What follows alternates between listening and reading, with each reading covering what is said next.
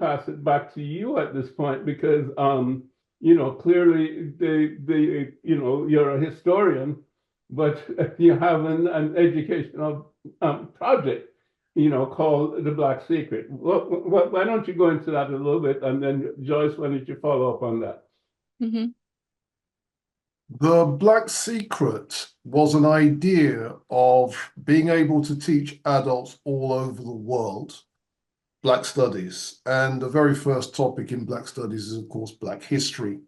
So the idea that we did was to put together about 36 classes, 55 hours worth of history content, put it online so people could watch it at their convenience. But we want to go further than just the history. We want to go after all of the subjects, exactly the way the baseline people did it. So if we look at the baseline essay on, say, mathematics, you had back in the day various people writing books on, for example, Africa Counts was a classic book that came out in the 1970s. There's a lot wrong with the book, but there's a lot right with it. And then you had Professor Ivan van Sertima's Blacks in Science 1983, which added to the game. And then after that book, you had people like Dr. Charles Finch's book, The Star of Deep Beginnings, which has moved the game even further on. There was a scholar from West Africa called Abdul Karim Bangura, who wrote a book called African Mathematics. Me and one of my colleagues, John Matthews, we wrote a book called African Mathematics. And so what we did was to collect all that development and turn that. So if people who want to teach STEM subjects, we've now put that in book form where we've updated what the earlier writers have done. Now, our work is far from definitive, far from the final word, but we've got what we have. People who know more about it than us can add to what we've got and move the game forward. And what I'm suggesting is certainly the Black Secret will do this in the future, but we invite as many of our scholars to do this so that where we do have total control over the education system, because we should have had total control in African countries, we should have had total control in Caribbean countries. I'm not naive. I know that the forces of neo-colonialism, I'm not naive. But the main point is, if the material is in book form, if the material is available, if we don't make use of it, that's our fault. If the books don't exist, you could say the material doesn't exist. Our job as scholars and educators and so on is to make the literature exist. Once it exists, the next stage now is to get it into institution after institution and after institution. See, so let me just make one final point. I'm aware that African Americans are losing at this point because of the far right-wing backlash. But what you all have done already has been so powerful. I'm in London. I'm aware of what you all did with the baseline essays. I'm running with it. And there'll be people doing what I'm doing in all the other countries, taking the baton and running with that baton. So the more of us doing it, the more unstoppable this education revolution becomes. As a thank you for visiting our website, we are giving you a free copy of our exclusive 100 Black History Facts, which is in fact a taster of our course content. Make sure you leave your email address and we will send it right to you. We hope it inspires you to dig deeper into your history and heritage. Joyce, can you say something about some of the stuff you're doing? Particularly, I know that you're involved with Brazil. You know, I know that as you talked about, there's some pockets of there's homeschooling. Was it Thais Snowden? I think her name is that. I've talked to her a couple of times. Mm-hmm. Yes, yes. Platform. And So other things. I wanna kind of push back a little bit on the idea that we're losing. We are on the ropes, but we're not losing. We We got have the rope for dope. We got the rope for dope coming. well, I want to make 3 points. I want to say something about Brazil. I want to say something about Africa, and I want to say something about bottom-up community approaches here. So let me start with the last point. Robin mentioned supplementary schools. You just mentioned homeschooling. There are a lot of spaces where we are in charge, controlling the education, using the material that we value and produce. One of our limitations is we're not connected across these different spaces. Robin, I would also point out Tony Warner's work in London, Black History Walks, which we know about here. This is a program with, film and walking tours, and he's got books out. So we need to do a better job representing the Black Secret and all of these initiatives, someplace central where people can go to see, well, here's a model, here's something that I might want to use.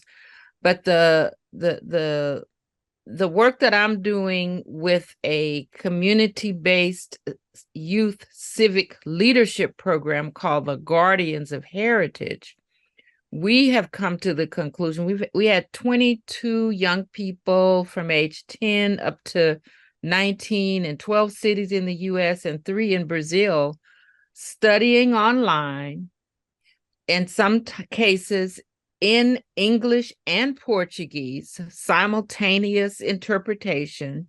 And the children, along with parents and elders, were learning technology tools and learning to produce educational material. So they have a podcast series. It's called Guardians of Heritage Talking Drum.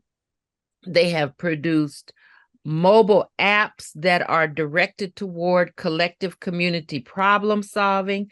And we've done this as a prototype of an approach for education that includes all levels, the parents, the children, the elders, graduate students, and researchers. So that's a program model that we have. One of the conclusions that we've come to is that there's a lot of material out there. Online, you can find many, many examples of content. What we don't have is a standard that says, this is the criterion that we are applying to determine whether or not this resource actually meets our needs. So that's something that we're actually working on. We're training young people as researchers, not only to produce educational material, but also to educate educators and parents. So that's a space to work in, and which is why I'm saying we're on the ropes, we're not losing. There are examples of films that have been produced. There are 2 films just come out. Runoko Rashidi's legacy film that can be rented now. Let me get the title of it so I can speak specifically. Runoko's film is Global Assignment, The Life and Times of Dr. Runoko Rashidi. That film is available. Tony Browder produced it with support from a community organization, a BEN, a Black Education Network. So people are coming together to do good production, not just books, but also other resources. The other film that's just come out is Kemet Shockley's film, Cultural War, Focus on Black Youth. It's available on YouTube and Tubi. It's about the whole education question that we're talking about. I'm in it. Tony Browder's in it. Some other leading folks. So we're on the ropes. We're not losing. I want to say just 2 other points about Brazil and Africa. I've been collaborating with brothers and sisters in Brazil for more than 25 years. When I was teaching at Stanford, I was on the faculty at Stanford University in the late 70s. I had a student from Brazil who had worked with Paulo Freire. She introduced me to her husband, who was a doctoral student, who came to me and said, there's a Black woman in Brazil that I want you to know. And this was before internet. We spent a couple of years writing letters to each other. And her name is Petronília Gonçalves e Silva. She's a leading educator in the Black movement in Brazil, and she helped to write the law that was put into place to require the teaching of African and Afro-Brazilian culture. So we started working together more than 25 years ago. When I went to Brazil to do some work with her in the early 90s, I was doing a workshop with parents. And one of the, I'm speaking English, somebody's translating. One of the mothers asked me, why didn't we resist? So get this picture. Here I am telling them about Zumbi and Palmares that they did not know about.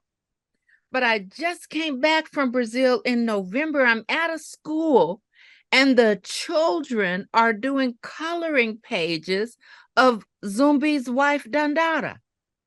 So in that time period, even with the military, Bolsonaro, and all kind of, right-wing retrograde politics, the educators and the community has been able to keep their history and to pass it on. So we don't want to perpetuate this idea that we've lost. We're fighting, as we always have, fighting back. Now, the last thing I want to say is about Africa.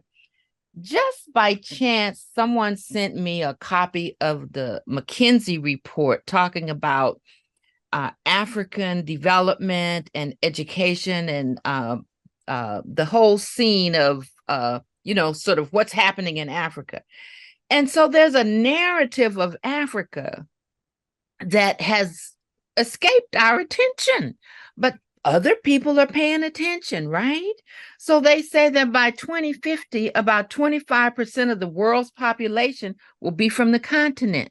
And they're talking about how is this youthful population of Africa going to contribute to the development of this powerhouse that's coming along? Well, guess what? Some people are already in front of that. They've got scholarships. They're educating young Africans. A company, I don't want to promote the name of the company, but they're training 100,000 software engineers in online courses, short courses like The Secret, but we have no idea what is the perspective of that education that they're getting. And so just like the baseline essays came about, we need some research. We need to get in front of what's happening because some people are capturing our young people's minds and taking them someplace where they don't need to go. You're 100% right there. And the whole battle, if you will, is a battle for the capture of the mind. And as you know, our minds have been captured and distorted. And they're working on the young African mind. As you know, there's a program, YALI, the Young African Leadership Initiative, where they bring young Africans, the brightest of the brightest, bring them over here to the United States and introduce them to American culture and the American educational system, which of course does not include African Americans. So they go back and they've been properly indoctrinated so that they'll do their master's bidding. Plus the other thing, Joyce, and this is, shall we say, pointing to the failings of the system as opposed to anything that's positive, is that there are 100 million African youngsters that are outside of school. 100 million in Africa that are outside of school. I mean, that is the shame. And of course, these are the ones that are going across the Sahara, they're drowning in the Mediterranean, they're going to Saudi Arabia, they're being whatever, their organs are being taken or whatever. I say that to say that, we have a big job. And I support what you're saying, that we're on the ropes. Of course, as long as we're breathing, we're not defeated. And as long as we have a Joyce King and a Robin Walker, we're not defeated. So, we're going to have to continue now to spend time